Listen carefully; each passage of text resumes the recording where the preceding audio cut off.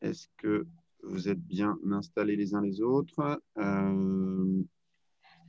Bienvenue. On donne encore quelques dizaines de secondes avant de démarrer. Nos intervenants sont prêts. Thomas, bonjour. Xavier Marchalan. L'équipe French Tech est prête. Michael Ozzano, Pierre Dejean et moi-même. Bonjour. Bonjour à tous. Je pense que, Michael, tout le monde est entré dans la... C'est bon? Oui, on va pouvoir démarrer. Et puis, on va pouvoir démarrer. Parfait. Donc, je suis Philippe Métayer, je suis le directeur général de la French Tech Bordeaux et avec toute l'équipe de la French Tech, Michael Ozzano et Pierre Dejean, on est absolument ravis de recevoir pour ce webinaire les équipes de Crédit Mutuel du Sud-Ouest et d'Arkea Capital, en personne Xavier Marchalan et Thomas. Bonjour. Bienvenue à vous. Merci. Oui, bonjour. Merci Philippe. On est absolument ravis de vous recevoir et de partager ce webinaire. L'objectif, c'est comment la RSE s'impose comme un critère essentiel dans les levées de fonds. On en parle beaucoup et si on le rendait encore plus concret, et c'est tout l'objectif de ce webinaire, de parler de choses concrètes et pragmatiques. Je ne vais pas faire trop long, juste vous dire en quelques mots, la French Tech Bordeaux, nous sommes une association qui portons et avons en responsabilité le label French Tech sur le territoire. Nous sommes labellisés Capital French Tech et aujourd'hui, on est une petite équipe de 5 personnes dans des locaux à la Cité numérique de Pègle et on fédère aujourd'hui plus de 1000 startups et entreprises technologiques et innovantes du territoire, plus de 1000 qui se sont inscrites sur notre annuaire et parmi ces plus de 1000, on en a désormais plus de 500 qui ont fait le choix d'adhérer à notre association, de s'engager plus fortement. Et ces entreprises représentent aujourd'hui plus de 25 000 emplois sur le territoire, sans compter les ETI et les grands comptes, qui est quand même une dynamique très importante. Et nos 3 grandes missions, c'est aider les startups et entreprises à recruter, aider les startups et entreprises à se développer, et faire en sorte que la tech ait encore plus de sens, chaque jour, encore plus de sens pour répondre aux enjeux sociétaux, environnementaux, d'inclusion, de parité, de solidarité, mais aussi, par exemple, de RSE, le sujet du jour, pour faire en sorte que, justement, la RSE s'impose comme un critère essentiel dans les levées de fonds. Je laisse Michael pour les sujets d'organisation. En tout cas, merci à toutes et tous de votre présence et vraiment grand merci à Thomas et Xavier de leur présence et de leur expertise sur ces sujets. Bon webinaire à tous. Merci Philippe. Merci beaucoup.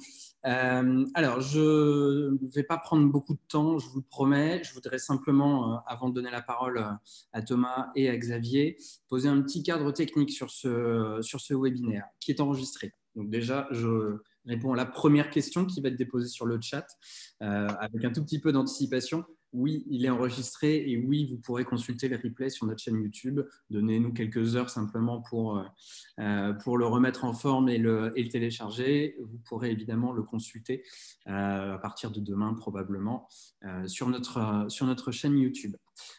Nativement, vous avez vu quand vous êtes connectés, vos webcams sont désactivées. Alors, vous pouvez les ouvrir si vous le souhaitez, c'est à vous de voir, et vos micros sont fermés. Je vous demande pour le coup de garder vos micros fermés de manière à éviter justement tout bruit parasite.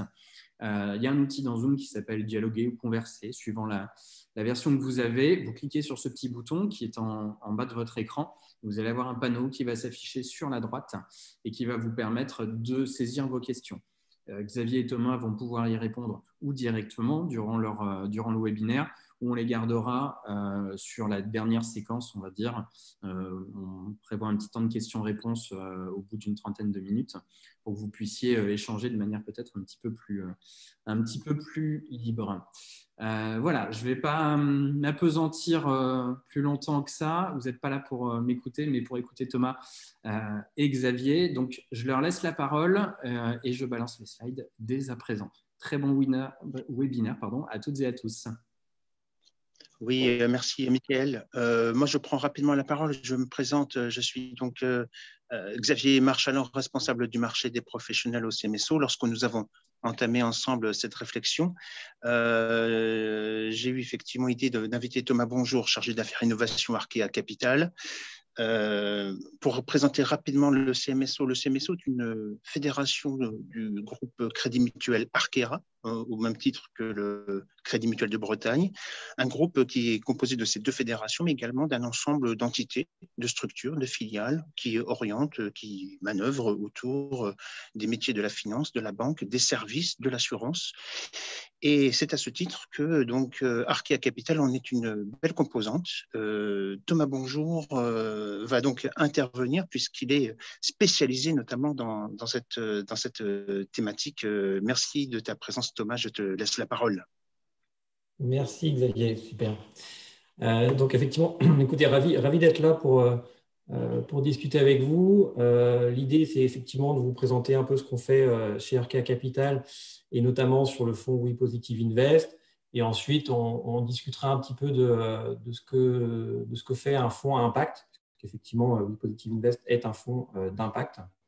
Et donc, on reviendra un petit peu sur les spécificités des fonds impact par rapport à des sigles qu'on peut entendre, notamment RSE, ESG. On entend beaucoup de choses en ce moment, donc je me suis dit qu'on pouvait peut-être préciser un peu les contours. Et puis, si tu veux bien passer à la slide suivante, Michael. Donc, effectivement, rapidement, donc Arkéa Capital, on est la filiale, comme le disait Xavier, du groupe Arkéa. On est la filiale de Capital Investissement. Donc, historiquement, on fait plutôt du capital développement, donc des PME, ETI, rentables, qui font plusieurs millions d'euros de chiffre d'affaires. Et on a une dimension nationale, puisqu'on est aussi bien à Bordeaux, Brest, Rennes qu'à Strasbourg, Lyon ou Paris. On est aujourd'hui 36 collaborateurs. On accompagne plus de 100 entreprises actuellement. Et depuis la création, on en a accompagné plus de 500. Donc, nous, on s'occupe du financement haut de bilan. Hein, donc, on investit au capital des sociétés. Et on a un peu plus d'1 milliard d'euros sous gestion, donc entièrement sur les fonds propres du groupe Arkéa. Et vous voyez, on peut investir jusqu'à 70 millions d'euros sur des très belles sociétés. On est notamment actionnaire de Paprec ou du groupe ENAF, par exemple. Donc, tu peux passer la slide suivante, parce que là, c'était vraiment la présentation générale d'Arkéa Capital. Et donc, moi, je travaille plus particulièrement pour We Positive Invest, puisque depuis 2016, Arkéa Capital a décidé de créer un fonds pour accompagner les startups, donc des sociétés en forte croissance, mais pas forcément rentables. Et donc, on a décidé de créer We Positive Invest avec effectivement une dimension forte de financer des sociétés qui apportent une réponse à des problématiques environnementales ou sociétales actuelles. Tu peux passer à la slide suivante. C'est We Positive Invest est donc un fonds impact qui a été créé en 2016 et qui, effectivement, comme je vous disais, accompagne les entrepreneurs de l'économie de demain pour notamment permettre des transformations sociétales fortes. Donc, on a décidé de créer le fonds avec 3 thèmes, entre guillemets, assez larges. Donc, la transition énergétique, l'économie circulaire et ce qu'on appelle l'entrepreneuriat sociétal. En fait, l'entrepreneuriat sociétal, on va retrouver dedans tout ce qui va être éducation, formation, santé, handicap, seniors, tout ce qui tourne autour de la ville de demain, etc. Donc, détaillerai un petit peu plus loin les thèses, mais effectivement, l'idée, c'est, comme je vous disais, d'accompagner la transformation de la société vers une économie plus responsable, plus inclusive, en résumé. Tu peux passer la slide suivante. Donc, aujourd'hui, We Positive Invest, c'est 4 ans, un peu plus de 4 ans d'existence. Le fonds a été créé avec 20 millions d'euros d'encours, entièrement sur les fonds propres du groupe, donc, ce qui nous permet d'être plus flexible peut-être que d'autres fonds, notamment sur la durée de l'investissement, la forme de l'investissement. On investit en actions, mais pas forcément, mais pas que. On peut également faire des obligations. Donc, on est assez souple. On n'a pas un horizon de sortie défini à l'avance, entre guillemets. On peut rester investisseur assez longtemps, le temps que la société se développe. Et on est vraiment là pour accompagner la société tout au long de son développement. On a 9 entreprises dans le portefeuille, alors en réalité 11, mais Les 2 derniers investissements sont récents et n'ont pas encore été rendus publics. Et historiquement, on investissait de 300 000 à 1 million d'euros, sachant qu'aujourd'hui, on est quand même plutôt en fin de période, ce qu'on appelle en fin de période d'investissement. Donc, on est plutôt vers la fin du fonds. Donc, on cherche à investir plutôt des montants entre 700 000 et 1 million d'euros. Et voilà, un fonds, ça évolue un peu dans sa stratégie. Au départ, on était uniquement régional, Bretagne et Sud-Ouest. Aujourd'hui, on réalise des investissements dans toute la France. Tu peux passer la suivante. Donc, au niveau des thèses, c'est-à-dire que là, je vous ai donné les 3 thèmes principaux. On fonctionne beaucoup avec on entend beaucoup le terme résilience aujourd'hui par rapport à la crise actuelle de la Covid. Aujourd'hui, on essaye d'investir dans des sociétés qui vont permettre une meilleure résilience au départ personnelle. Donc, ça va être au niveau de l'éducation, de l'alimentation, tout ce qui est food tech, tout ce qui est santé. On va également investir dans la résilience collective qui vont être les mobilités durables, la civic tech, l'emploi durable, la réduction des inégalités, l'augmentation de la solidarité. On va également pouvoir investir dans tout ce qui va être économie circulaire, production locale, réduction des pollutions et bien sûr, le thème le plus général, tout ce qui va faire entre guillemets du bien pour la planète. Donc effectivement, combattre les changements climatiques, réduire toutes les solutions qui épuisent nos ressources naturelles et qui limitent la biodiversité. Donc aujourd'hui, nous investissons dans des startups qui sont en forte croissance. Alors on a un gap quand même de 1 million d'euros de chiffre d'affaires. On ne fait plus aujourd'hui de pur amorçage. Voilà, des sociétés qui seraient tout juste en création et qui n'auraient pas encore de revenus ou très peu de revenus. On cherche des sociétés assez matures, entre guillemets. Et on peut également investir dans ce qu'on appelle du capital développement, donc des PME rentables, mais qui réalisent encore moins d'1 million d'euros d'EBITDA ou de BE et qui, par exemple, souhaiteraient accélérer leur croissance via le développement d'un nouveau produit ou le rachat de concurrents, donc de la croissance externe. Donc ça, c'est nos thèmes. Donc effectivement, on a fait de l'amorçage au tout début. Aujourd'hui, on cherche des sociétés un peu plus matures, en résumé. Tu peux passer à la slide suivante. Donc aujourd'hui, pour vous donner quelques exemples de ce qu'on a fait, aujourd'hui, on est investisseur, par exemple, alors, je vais commencer bien sûr par la société bordelaise IQ Spot, qui effectivement permet d'améliorer l'efficacité énergétique des bâtiments tertiaires. Ils vont mettre des capteurs pour traquer, entre guillemets, toutes les consommations des bâtiments et permettre d'optimiser la gestion de ces bâtiments en visualisant, par exemple, les lumières qui vont rester allumées, les consommations d'eau en pleine nuit, etc. Il y a des typologies d'alarmes qui se mettent en route si jamais il y a des consommations anormales qui sont détectées.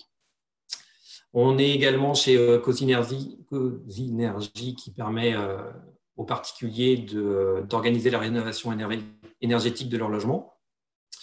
On est dans Ascore Communication qui fait de la formation à distance et notamment de la formation au CAP type petite enfance, cuisine, etc.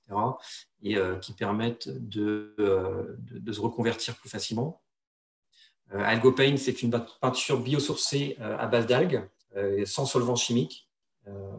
Newsea, ce sont des gobelets réutilisables pour les distributeurs automatiques type machine à café, tout simplement, et qui permettent effectivement d'avoir des gobelets, de les déposer dans un container, et Newsea les récupère, les lave et les réinstalle, ce qui permet effectivement d'éviter des déchets plastiques en masse. Toc Toc Doc, on est sur de la télémédecine en EHPAD. Aujourd'hui, il y a une désertification médicale en France, notamment pour des personnes qui sont peu mobiles. Et aujourd'hui, plus de 50% des résidents en EHPAD n'ont pas de médecin traitant. Donc, effectivement, Toc Toc Doc permet d'y répondre. Anjaro flexibilise le marché du travail en évitant les contrats courts, type CDD intérim et en permettant plutôt des embauches en CDI.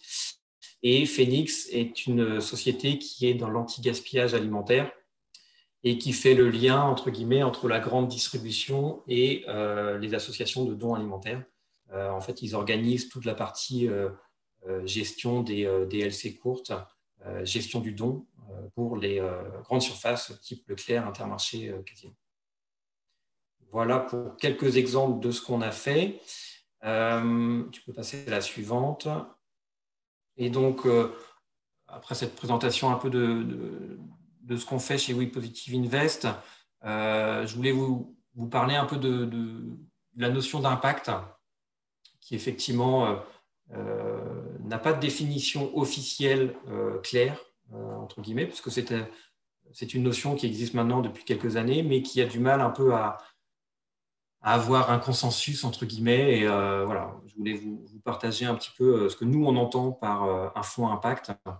Donc l'impact, j'en parle assez régulièrement et le mot revient quand même assez souvent dans mes propos. Et donc ça se réfère aux externalités sociales et ou environnementales positives attendues des investissements. Donc il faut que ce soit mesurable également par des objectifs d'impact et fondé sur une intentionnalité de l'investisseur. On y reviendra un peu plus loin. Donc un investissement à impact est un investissement réalisé dans des entreprises ou des organisations avec l'intention de contribuer à un impact positif social ou environnemental et de générer un rendement financier. Donc, je vous ai mis une petite échelle là pour vous montrer un peu où on se situe avec We Positive Invest. Nous, on se situe sur le segment With Impact. On cherche des sociétés avec impact. Mais le deuxième critère également, c'est le rendement financier. Tout à gauche, vous allez avoir les fonds qui ne vont rechercher que un rendement financier. Et tout à droite, vous allez trouver les solutions de financement qui ne vont rechercher que l'impact sociétal ou environnemental. Nous, on se situe entre les deux, tout simplement parce qu'on considère que plus une société se développe et réalise de chiffre d'affaires, plus l'impact va être important. Et donc, d'investir dans des sociétés tout en ayant un objectif de rendement financier, voilà, ça incite la société à se développer, à toucher plus de monde et donc à démultiplier son impact positif. Alors qu'effectivement, ne financer par exemple que par des subventions sans avoir d'attente en termes de rendement, on considère que ça ne va pas forcément permettre à la société de toucher, de se développer à l'international et de toucher un maximum de monde. Voilà. Je ne vois pas par contre s'il y a des questions. Hein. Si jamais il y a des questions, n'hésitez pas à les poser et j'essaierai d'y répondre en même temps. Hop, c'est bon, j'ai mis la fenêtre. Donc effectivement, tu peux passer à la slide suivante. Donc, il y a 3 caractéristiques sur un financement à impact. Tout d'abord, on va parler d'intentionnalité.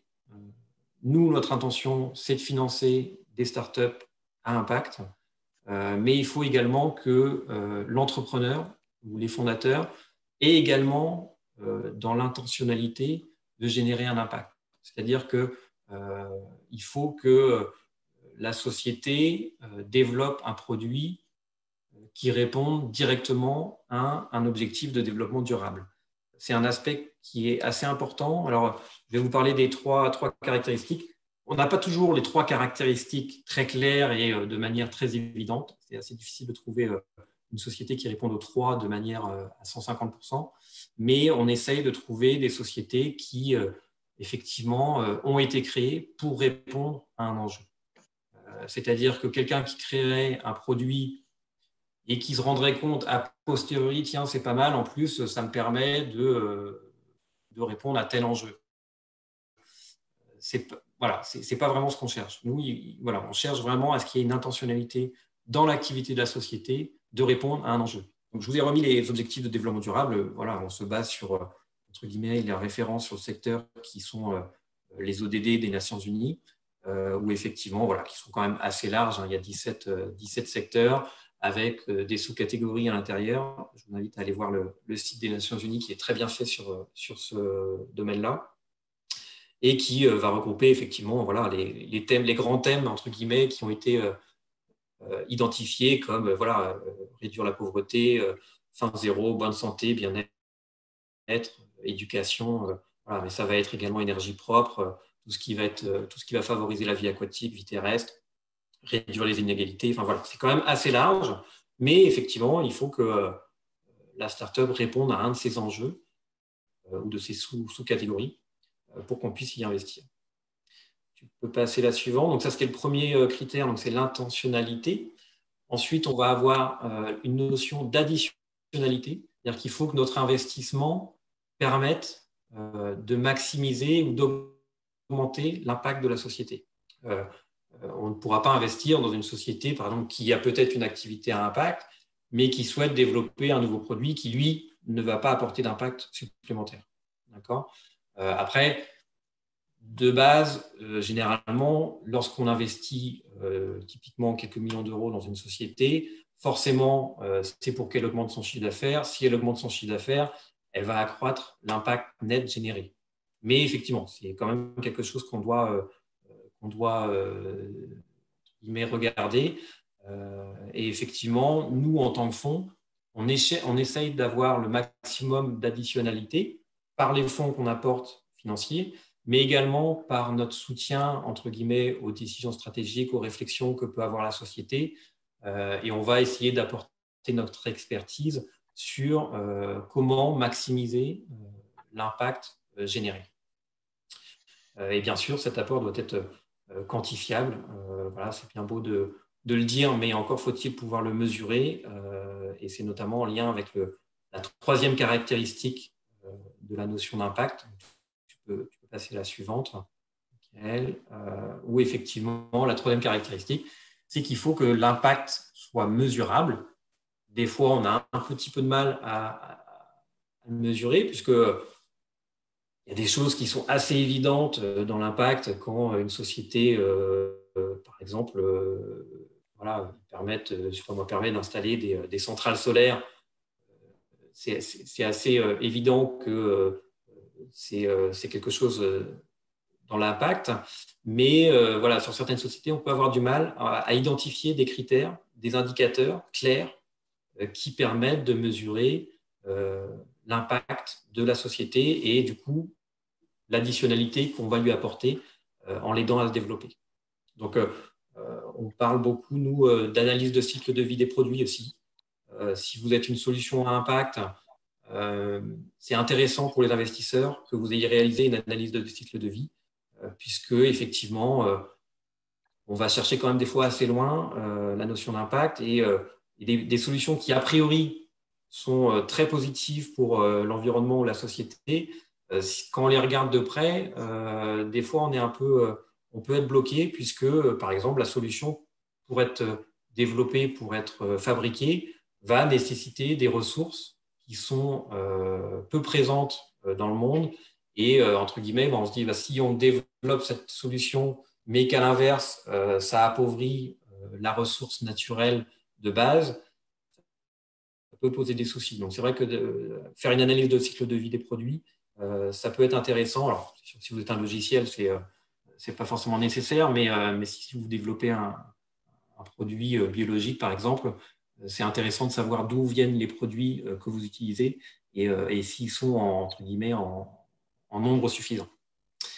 Donc, tu peux passer à la suivante. Donc, maintenant qu'on a vu les trois caractéristiques clés, je vais prendre quelques exemples un peu concrets pour illustrer un peu ça, avec notamment 3 sociétés du portefeuille.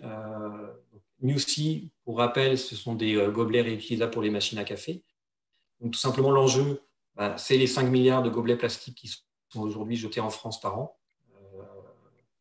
La solution, c'est des gobelets réutilisables, plus d'une centaine de fois. Et l'impact qu'on a mesuré, c'est effectivement le fait de réutiliser ces gobelets plastiques. Ça a permis tout simplement d'économiser 17 millions de gobelets, de réduire de 851 000 litres d'eau la consommation et d'éviter 185 tonnes de CO2 juste par le fait effectivement de réutiliser ces gobelets et d'éviter les gobelets à usage unique.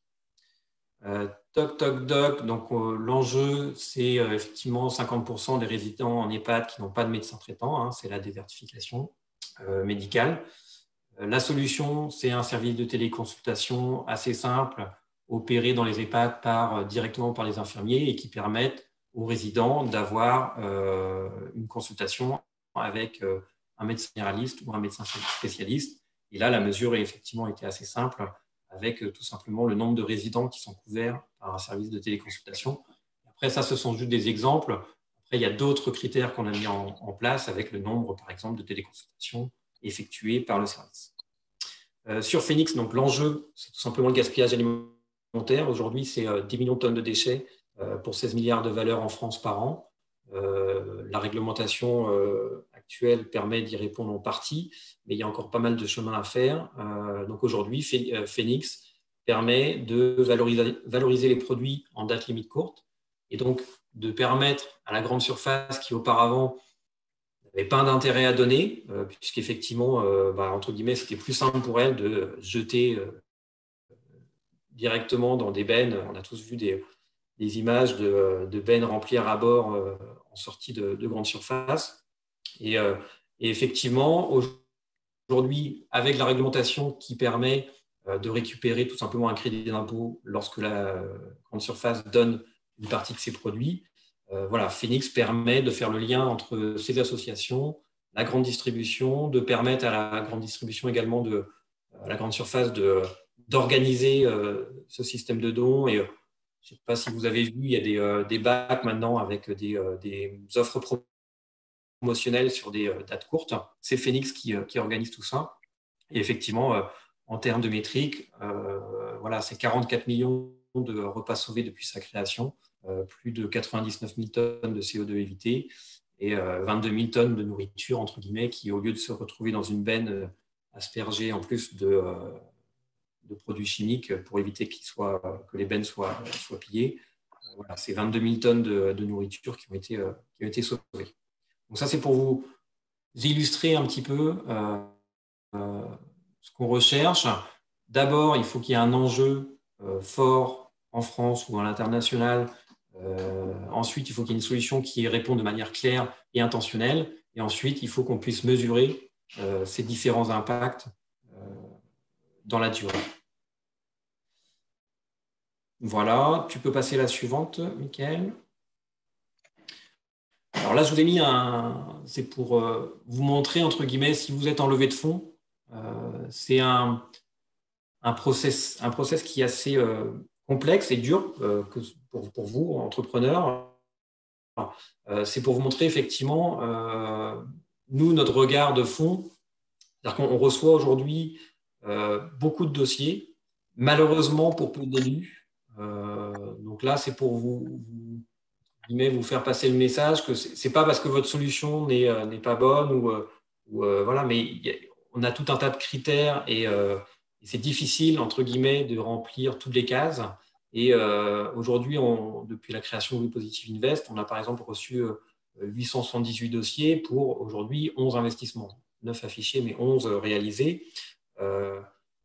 C'est une levée de fonds, c'est complexe, c'est long, il ne faut pas baisser les bras, il faut contacter pas mal de fonds, il faut essayer effectivement d'avoir un message entre guillemets clair. Alors, pour nous, We Positive Invest, forcément, le message il doit être clair, notamment sur la notion d'impact, sur votre intentionnalité, ce que vous apportez, comment vous répondez aux enjeux, etc., les perspectives de croissance.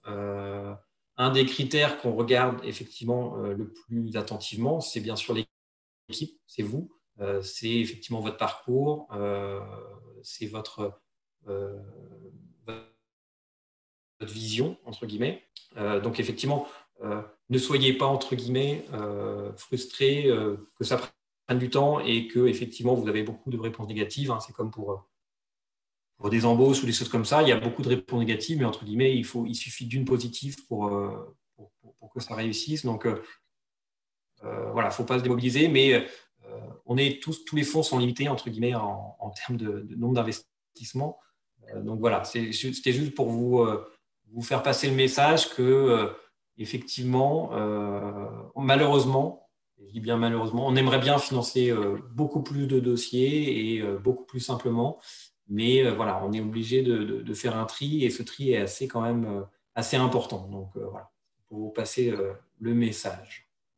Tu peux passer à la slide suivante. Je crois qu'on a quasiment terminé.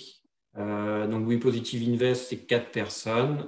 Donc, moi-même, chargé d'affaires, Morgan Carval, responsable du fonds, et Pierre Boulic, responsable des activités innovation. Et on a Olivier Soubiou qui nous aide sur la partie administrative.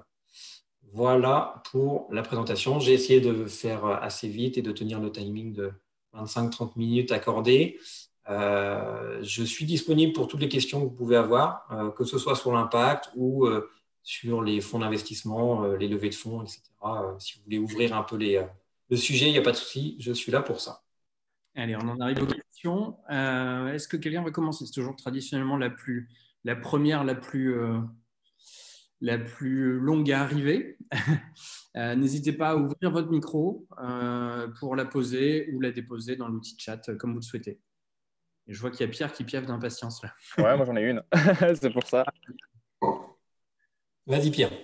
Allez, moi j'avais une petite question, c'est justement, justement le financement des entreprises d'impact est en train de vraiment de changer actuellement. Il se passe de plus en plus de choses. On voit, nous, au niveau écosystème, pas mal d'événements, pas mal de fonds aussi qui se lancent là-dedans. Quelle est ta vision un peu là-dessus? Est-ce que c'est quelque chose qui est amené à vraiment à grandir, à prendre une place structurante sur le marché de la levée, au niveau des investisseurs?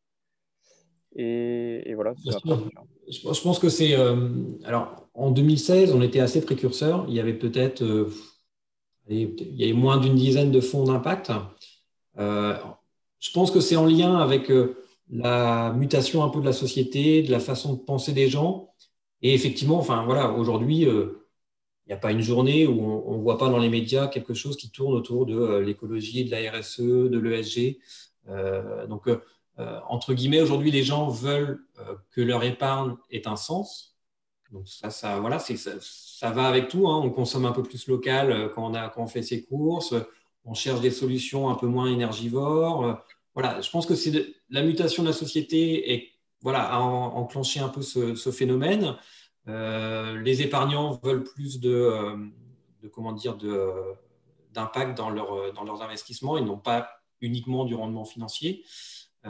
Tout ça fait qu'effectivement, il y a plus d'argent sur le marché.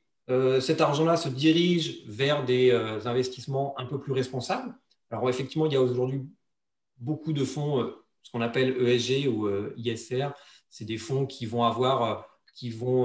par exemple, ne pas investir dans du pétrole, de l'armement, etc. Ça, c'est déjà depuis quelques années ancré. Et maintenant, on passe à l'étape suivante où, mais on veut pas non plus, on veut qu'il y ait vraiment un impact positif. On ne veut pas juste qu'il y ait une gouvernance, entre guillemets, qui soit responsable.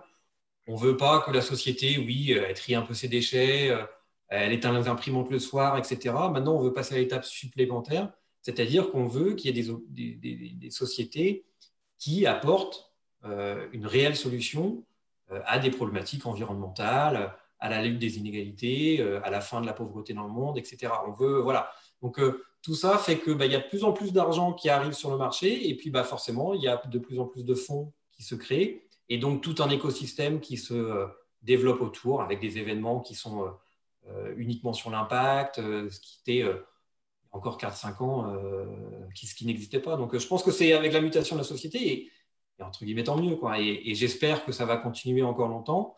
Et idéalement, peut-être pas que tous les fonds soient impact, mais que toutes les sociétés de gestion comme Arkéa Capital aient un fonds impact. Parce qu'aujourd'hui, il y a 4-5 ans, c'était beaucoup dans le digital. Et il faudra toujours des fonds qui soient dans le digital parce que ça a besoin de se développer et qu'il y a encore beaucoup de choses à faire. Mais voilà, le fait d'avoir de plus en plus d'argent dans ce domaine-là, ça incite aussi les entrepreneurs, du coup, à créer plus de sociétés dans l'impact. Et, entre guillemets, voilà, c'est là qu'émergent des bonnes idées et que ça permet de toucher le plus de monde possible. Allez, les questions arrivent. Alan, pour commencer, je vous invite à ouvrir votre micro et à la poser de vive voix. Ce sera plus sympa pour tout le monde. Et puis ensuite, ce sera après la réponse, évidemment, ce sera le tour de Sophie.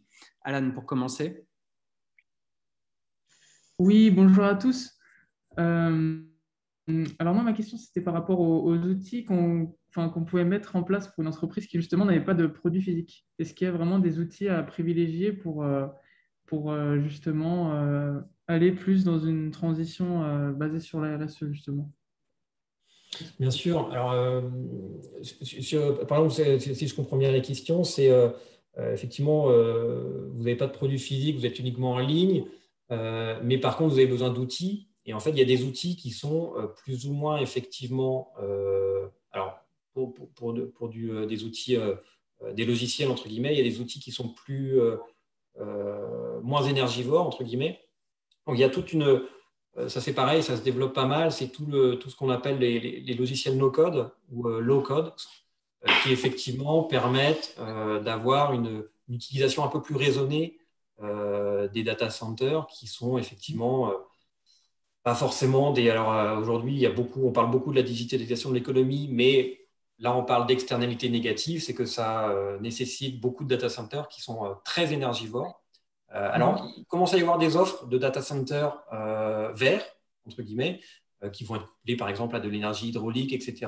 Et ce qui évite effectivement d'avoir recours à de l'énergie électrique fossile. Donc, il y a un observatoire qui est intéressant à regarder, c'est MIR. Alors, je ne sais plus ce que ça veut dire, le MIR, mais je crois que c'est... il propose pas mal de solutions, notamment pour réduire un peu son impact en termes de développement du logiciel. Je crois que c'est l'Observatoire du numérique responsable. Ça, quelque chose comme ça. Je confirme. Et d'ailleurs, Alan, si vous souhaitez être mis en relation avec eux, c'est possible. On les connaît un petit peu. On a eu l'occasion de travailler en janvier dernier sur un webinaire qui malheureusement n'est pas disponible en replay, mais sur un webinaire justement sur le numérique responsable. Donc, on peut vous mettre en relation avec Vincent Courboulet, qui est le responsable de cette institution et qui pourra probablement vous transmettre quelques ressources qui seront utiles. Super, merci beaucoup.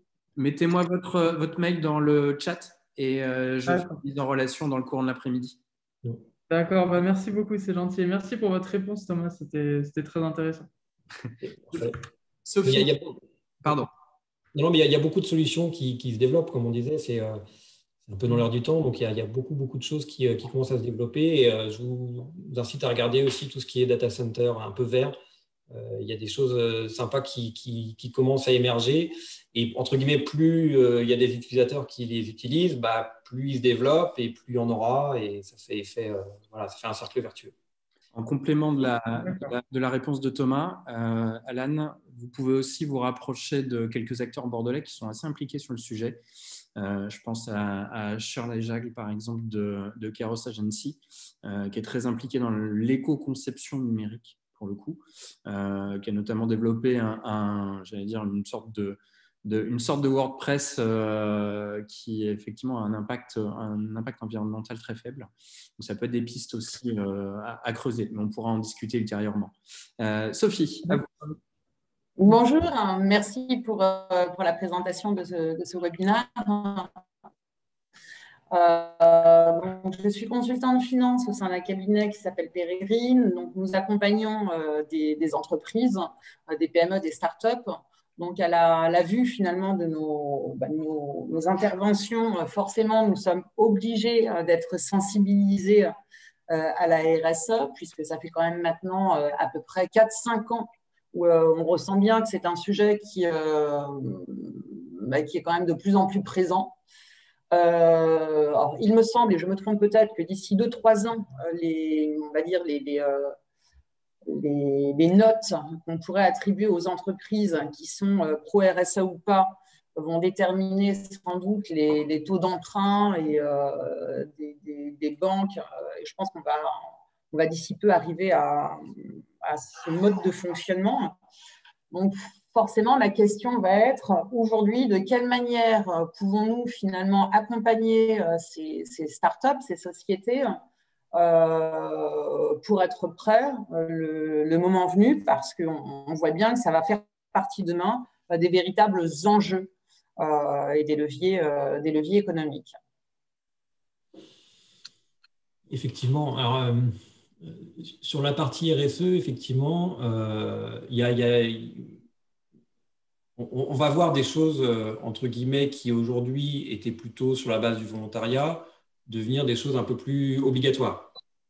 Et ce qui est, entre guillemets, la suite logique, et ce qui n'est pas plus mal, puisque pour que tout le monde s'y mette, c'est simple. Là, je voyais dans les médias là, ces derniers jours que des grandes entreprises comme Total ou les grands pétroliers, aujourd'hui, les actionnaires investissent dans ces sociétés-là pour avoir ce qu'on appelle les actionnaires un peu activistes et en fait obligent ces sociétés-là à se réformer sur l'impact RSE. Ça, c'est pour des grands groupes.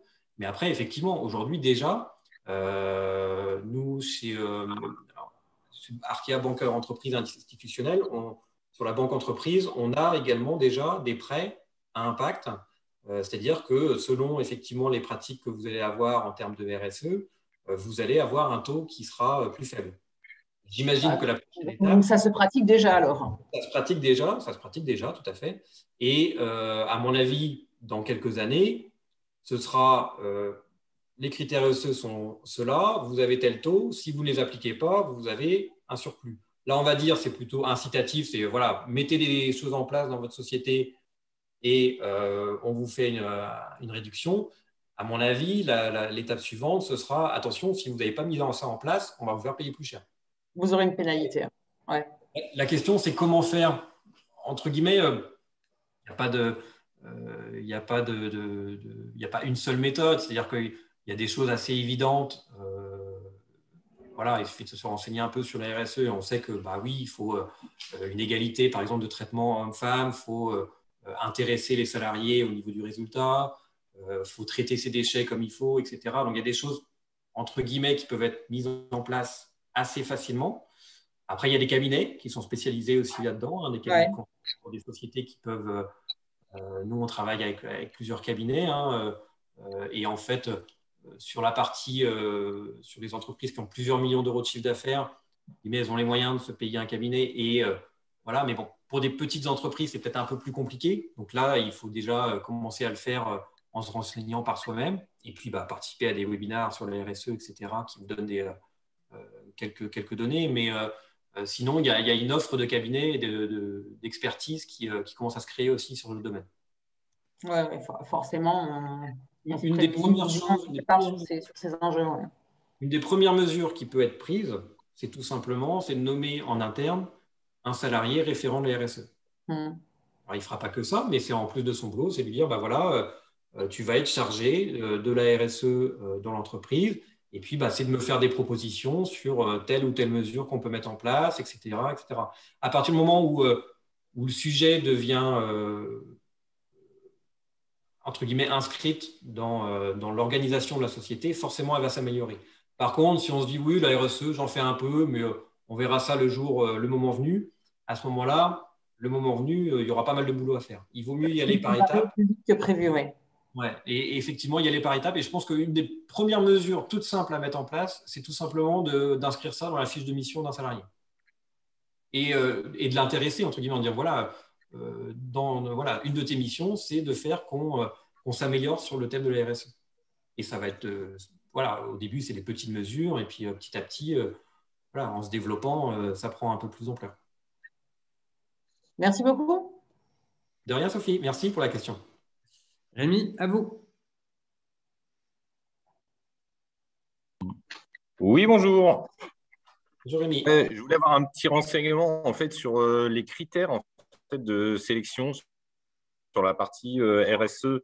Je prends un peu l'exemple de, par exemple, des voitures électriques ou des choses comme ça. Alors, on va dire oui, c'est un petit peu écologique, sauf que derrière, on a quand même du lithium. Lithium qui est une catastrophe écologique à extraire. Donc, comment sont basés un petit peu les critères de sélection des entreprises? Est-ce qu'on parle du produit fini ou est-ce on fait toute une recherche sur toute la conception du produit en lui-même? Alors, effectivement, j'en parlais tout à l'heure un petit peu, on va effectivement chercher à faire une analyse de cycle de vie du produit Et typiquement, il y a des solutions qui paraissent de prime abord très favorables à l'environnement, voilà, le véhicule électrique en remplacement du véhicule thermique. Par contre, on va effectivement calculer si le fait de produire ce véhicule ne génère pas plus de CO2 qu'un véhicule thermique sur 30 ans. Effectivement, ça c'est la base. Par exemple, nous, on regarde des solutions qui sont, par exemple, dans la mobilité, il y a pas mal de choses, les trottinettes, etc. De prime abord, ça peut être bien, tiens, la personne prend la trottinette plutôt que de prendre sa voiture. Sauf qu'après, il y a des études qui existent, donc on va aller, il y a tout un travail quand même d'études qu'on fait avant d'investir, et on va aller chercher effectivement des études sur le domaine, et il s'avère que en fait, les trottinettes électriques en libre-service, ça remplace quoi? Ça remplace le métro. Sauf que le métro, c'est pas polluant, puisque c'est un transport collectif, et que ramené au nombre d'utilisateurs, ça pollue quasiment rien. Donc, effectivement, une trottinette électrique qui, au bout de 12 à 15 mois, en plus, est bonne à jeter à la poubelle puisqu'elle a été mal utilisée, mal garée, etc. Là-dedans, pour moi, un fonds impact ne pourra pas y aller. Après, comme je l'ai dit au départ, chacun a un peu sa vision de l'impact. Nous, on en a une. Voilà, d'autres fonds pourraient investir dedans parce qu'ils ont une autre notion d'impact. Nous, une solution de trottinette électrique en libre-service, c'est compliqué pour nous d'y aller, puisque effectivement, l'usage de cette trottinette ne va pas remplacer une voiture. Dans les faits, c'est, je crois, moins de 5% des personnes en voiture qui se déplacent en trottinette. C'est plutôt des personnes qui, plutôt que de prendre le métro ou une ligne de bus, vont prendre la trottinette pour faire d'un point A à un point B. Il n'y a pas de… comme je vous disais, la mesure de l'impact là-dessus ne sera pas suffisante pour qu'on aille y investir. C'est un exemple, hein, mais on a regardé aussi des solutions qui permettent, par exemple, d'améliorer le rendement des produits agricoles, des cultures agricoles. Qui, effectivement, est un enjeu, puisque aujourd'hui, on veut maximiser le rendement agricole tout en n'appauvrissant pas les sols pour permettre tout simplement de nourrir tout le monde et d'éviter de réduire limite la surface agricole. Sauf que si ces produits-là sont faits à partir de chimiques ou sont faits à partir de produits naturels qui sont en faible quantité, on se dit, mais aujourd'hui, il y a ce qu'il faut pour produire, mais si la société se développe et atteint, je ne sais pas moi, 500 millions ou 1 milliard d'euros de chiffre d'affaires, en faisant le calcul, on se rend compte qu'il n'y a pas assez de ressources pour produire. Ou qu'au contraire, ça va, entre guillemets, permettre l'extinction d'une ressource. Donc ça, on ne peut pas y aller non plus. Donc effectivement, on va regarder l'amont, on va regarder l'aval, bien sûr, aussi.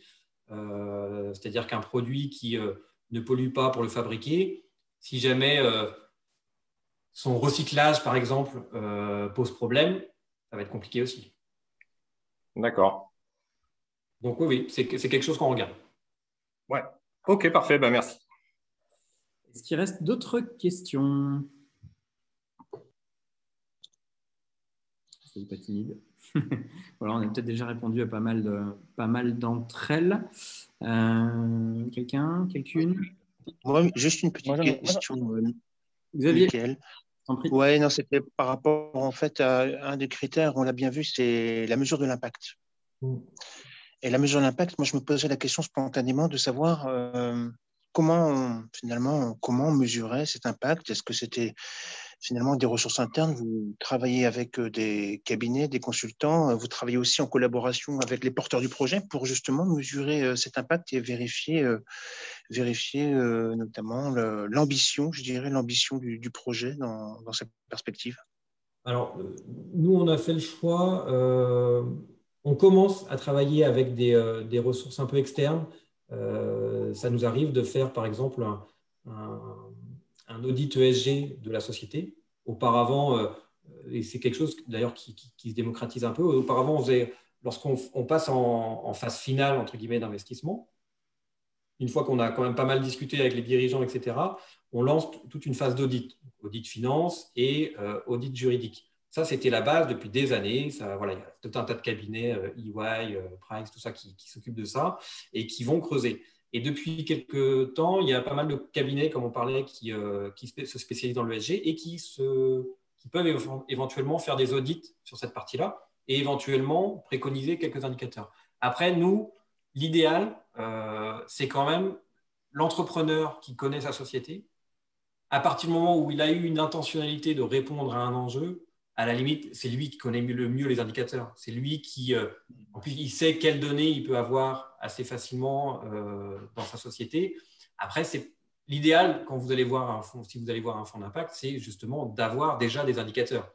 C'est-à-dire de dire, bah voilà, on a été créé il y a 2-3 ans, on a eu tant de clients, ça a généré, je ne sais pas, hein, c'est en tonnes de CO2, c'est en litres d'eau, c'est en repas sauvés. Enfin voilà, c'est pas toujours simple.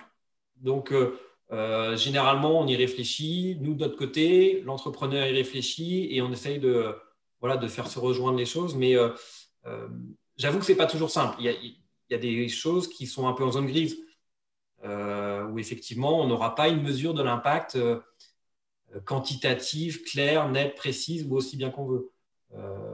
Par exemple, Anjaro qu'on accompagne, eux, ils ont une plateforme de marché qui permet effectivement aux grands groupes, lorsqu'il y a un absentéisme, en fait, le manager poste la demande sur la plateforme et Anjaro va aller chercher d'abord en interne, s'il n'y a pas une personne qui est à temps partiel et qui voudrait faire plus d'heures, une personne qui serait demandeuse d'heures supplémentaires, quelqu'un qui serait malheureusement en sureffectif sur un site et le fait de le réorienter vers le bon site, ça permettra peut-être à l'entreprise de ne pas le licencier. Et ensuite, il va chercher dans la partie CDD intérim.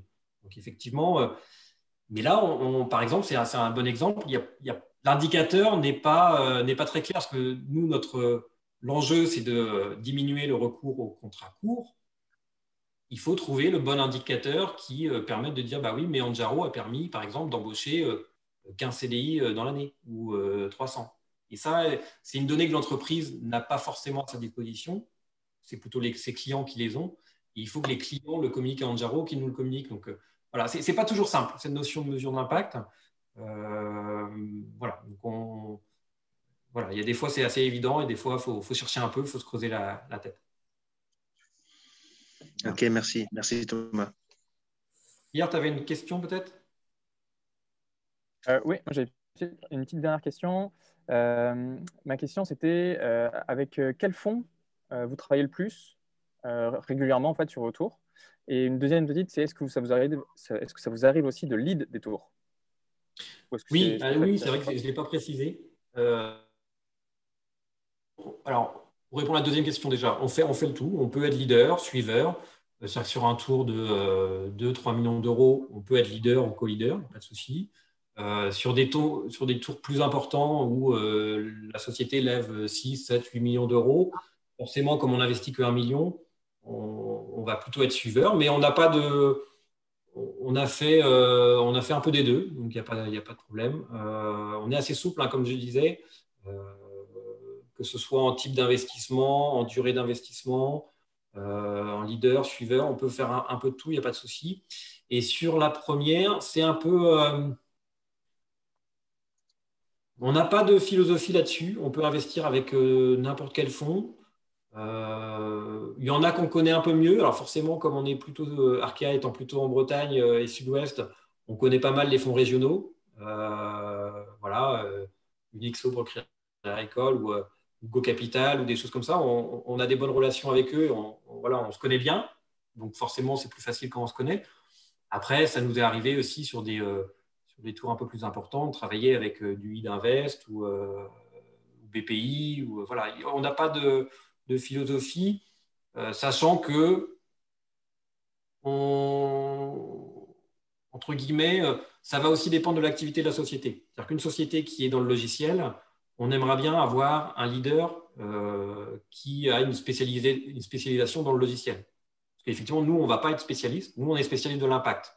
Mais on a un spectre d'activité hyper large entre la santé, la formation, etc., ce qui nous empêche d'être hyper spécialisé.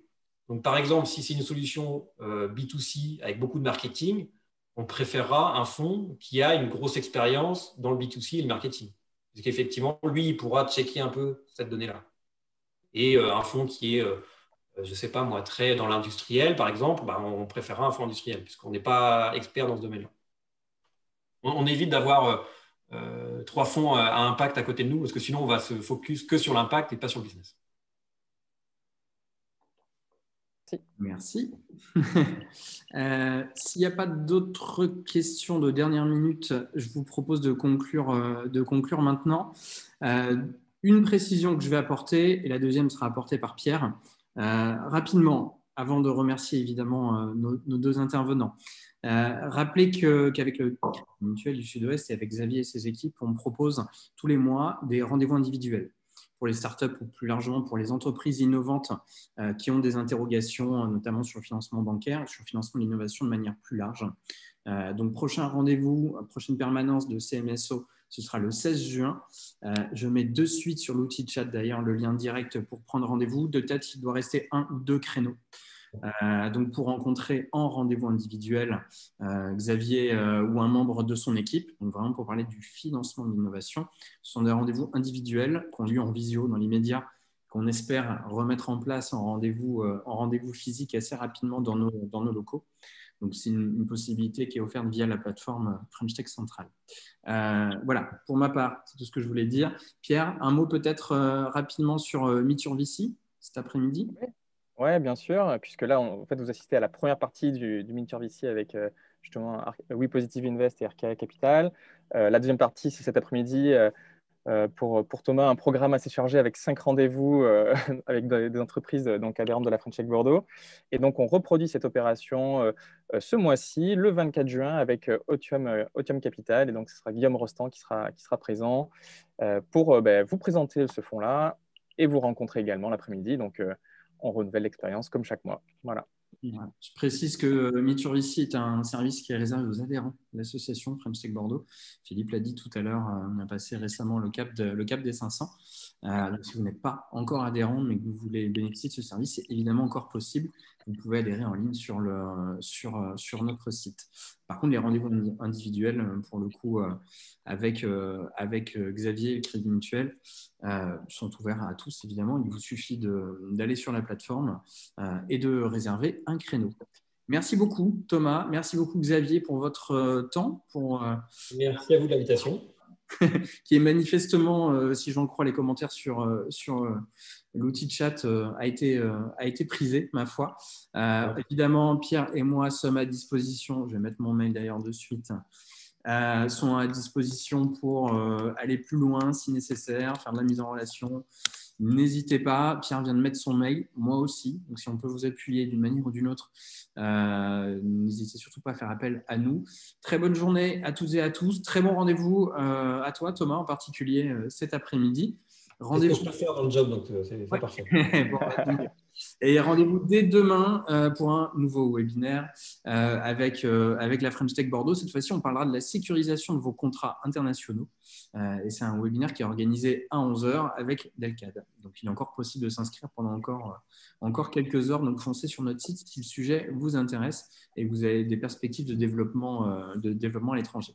Très bonne journée à toutes et à tous et à très vite. Rendez-vous dans quelques heures. Merci à tous. Merci beaucoup.